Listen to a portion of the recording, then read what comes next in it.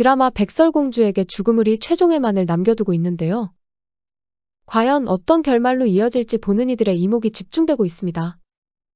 이미 소설 원작과는 완전히 다른 결말로 흘러가고 있는 중이죠. 그럼 지금부터 다음의 자세한 이야기 속으로 들어가 보겠습니다. 우선 마지막 회 예고 영상을 한번 파헤쳐 보도록 하죠.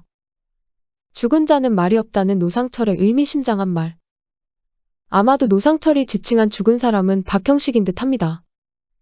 정우가 가까스로 박형식을 차 안에서 끌어내기는 했지만 이미 시간이 많이 흐른 뒤였나 보네요. 결국 박다은을 죽인 살인자 박형식은 이렇게 최후를 맞고 말았습니다. 공교롭게도 보영이를 직접적으로 살해한 신초호 역시 죽음으로 죄값을 치렀는데요. 타인의 목숨을 빼앗은 살인자들의 최후로는 정말 딱 어울리지 않았나 싶습니다. 만약 체포돼서 징역을 살았다면 길어봐야 10수년을 살고 다시 세상에 나왔겠죠. 하지만 드라마에서는 아주 통쾌한 응징을 가해준 것 같아 속이 너무나 시원하네요. 한편 예영실은 박형식이 죽었다는 소식을 전해 들었는지 비통한 표정으로 눈물을 흘리고 있습니다. 사랑했지만 어쩔 수 없었다는 말을 하는 것 같은데요. 진정 사랑했다면 남편과 함께 자수를 했을 텐데 이 사람은 자기가 세상의 중심이라고 생각하나 봅니다. 물론 박형식이 도피를 하는 과정에서 다른 여자를 이용한 것에 또 한 번 화가 치밀어 올랐던 것 같기도 합니다.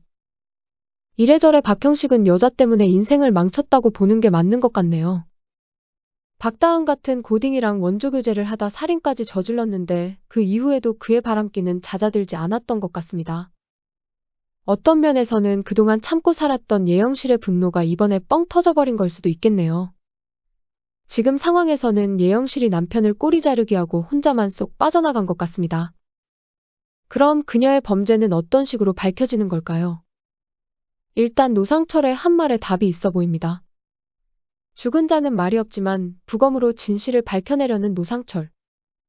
정우와 노상철이 박형식의 극단적 선택을 믿지 않는 이상 예영실이 사주한 일이란 걸 밝혀내고야 말 것 같습니다.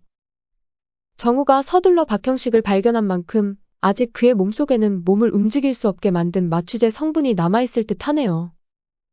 아마도 선거 유세를 벌이던 예영실이 그 자리에서 수갑을 차고 긴급 체포되는 상황이 벌어질 것 같습니다.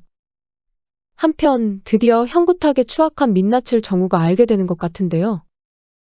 일단 노상철은 모든 사건의 배우로 형구탁을 의심하고 있습니다. 물론 이 사실을 정우와도 공유를 했겠죠. 하지만 결정적 증거를 찾지 못했고 행동대장격으로 사건을 조작한 김희도가 형구탁의 죄를 뒤집어 버렸습니다. 예영실처럼 꼬리 자르기를 하고 자기만 쏙 빠져나간 상황인데요. 병무와 민수는 자신들의 죄를 조금이라도 덜기 위해 형구탁을 보호해주고 있는 입장이라 모든 게 그에게 유리한 듯 보입니다.